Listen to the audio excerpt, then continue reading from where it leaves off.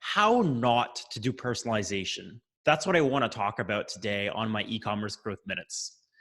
And the reason is that I feel like personalization has become a bit of a buzzword, just like, everyone's saying, hey, you should A/B test. Hey, you should do Facebook ads. Hey, you should do this and this. And now we're at a point where everyone says, well, in order to grow, you need to do personalization. And the thing is that this is not necessarily true, right? And same for literally anything else. For years, A/B testing tools have been telling brands and companies, hey, you should be testing everything. Test the colors of your buttons, test the shape of, your buttons as well, test your font size. And most of these things, are completely useless for 99% of the brands because we need to get results from such insignificant tests. You would need insane volumes of traffic, right? At the end of the day, only do things that will move the needle. And when it comes to A/B testing, for example, if you do have the traffic to test and you have big changes that you want to test, that's valuable. And it's the same thing with personalization. I think the biggest question to ask, when you're considering personalizing for your e-commerce store is how much is this solving a problem or is this creating more value, right? So for example, if you're personalizing the look of your homepage or website based on the weather, that's pretty cool, but is it really going to have a business impact? Probably not. Right? And maybe it could, but generally, if it's just changing a design, it's not really solving a problem. It's not necessarily creating more value for your customers. So I would say, hey, let's not do it. Why waste time and a bunch of money just to do that?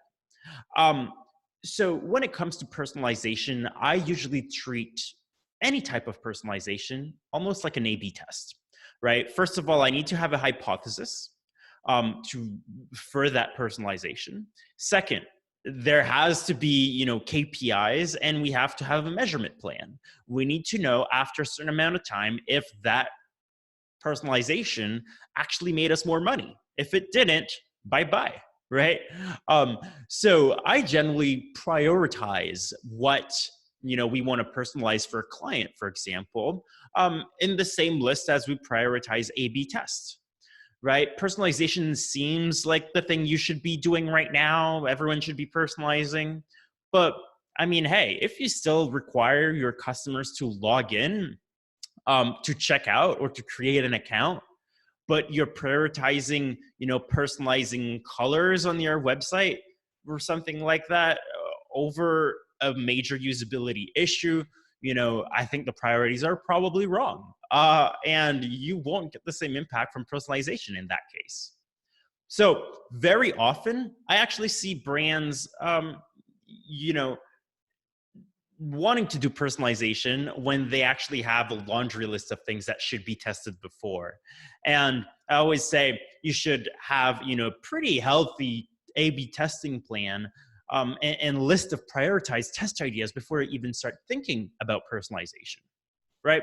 So now, just to talk about personalization that I see as is probably what the most valuable, and that would be personalizing based on traffic sources, right? So you always want your landing pages and your website messaging to match the message and the look and feel of your ads.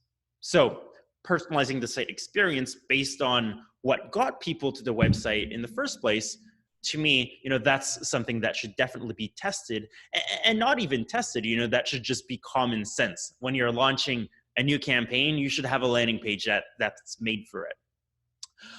But also personalizing based on previous website visits. That's pretty important. Or if you have lots of SKUs, showing product recommendations based on what the visitors have been browsing.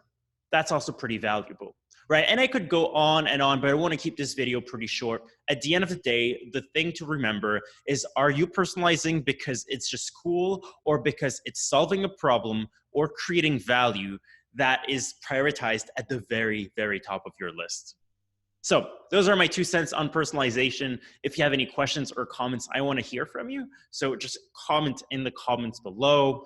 And if you like this video, make sure to like it and share it with others. Thank you so much for tuning in. I'm Raphael Paulin-Daigle, founder and CEO of Splitbase, and see you in the next video.